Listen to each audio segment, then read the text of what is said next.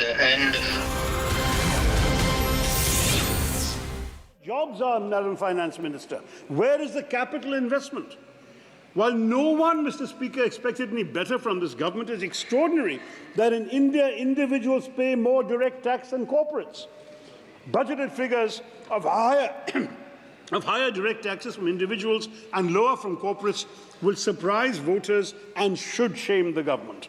Perhaps they are ashamed since they've stopped even releasing detailed GST revenue collection data, allegedly because their GST collections are so high that they dare not reveal the extent to which the Aam Aadmi is subsidizing this government through regular purchases that they pay GST on, while the government subsidizes a favoured few. But once again, concealing data is a specialty of this government. Remember the PM Cares Fund. During the UPA years, Mr. Chairman, personal income tax was 21% of total tax collection, corporate tax was 35%.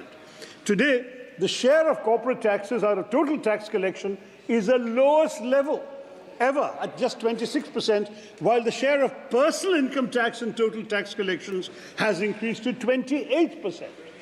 But while this has gone on, private investment has nosedived from a peak of 35% of GDP under Dr. Manmohan Singh to below 29% during this government's 10 years of BJP rule.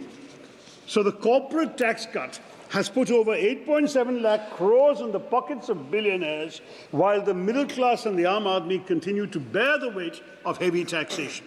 In contrast, if the money were to be put into the hands of ordinary people, they would spend it in their local communities and on their own essentials and so stimulate the economy.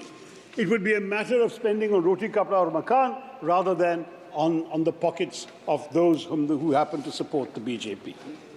So I want to point out to the Honourable Finance Minister, in her absence, of course, that 1/3 of our population lives under 100 rupees a day.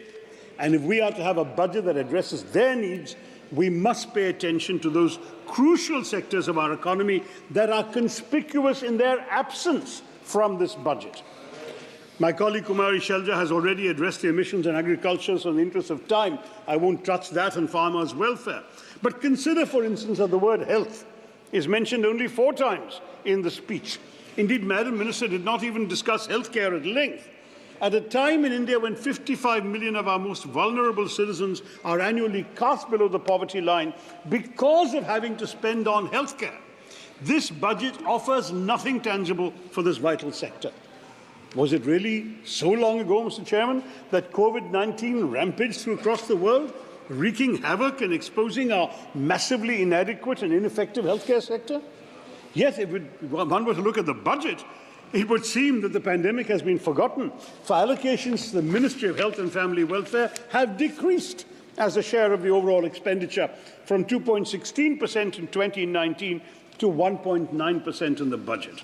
At the same time, the Ministry of Ayush has had an allocation nearly doubling. The fact is that India is just not spending enough on health. Brazil, Russia, China, South Africa, the other BRICS countries spend roughly 14 to 15 times more than us. Until recently, even Bhutan, Nepal, Maldives were outspending us.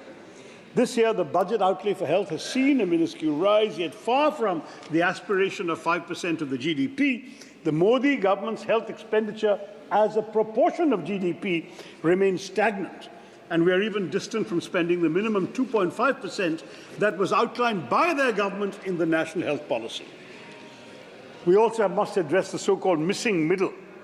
According to Niti Aayog, these are the people who have no health insurance cover and are too well off to be eligible for the Ayushman Bharat Yojana. When flagged in a 2021 Niti Aayog report, the government said they would take notice of this, and yet here we are in 2024 with no health solution at all for this middle class. This is highly irresponsible and reflective of our government's inability to afford something as basic as healthcare insurance cover to some of our neediest citizens. Offering health insurance to employees at negotiated rates, reducing GST on health insurance premiums, offering such tax benefits as increased exemption limits under Section 80D of the Income Tax Act, could all have been ideas for the Finance Minister to make health insurance far more affordable and accessible, especially for the middle section, the missing middle of our population, which is growing, according to the government, but she has completely overlooked them. The truth is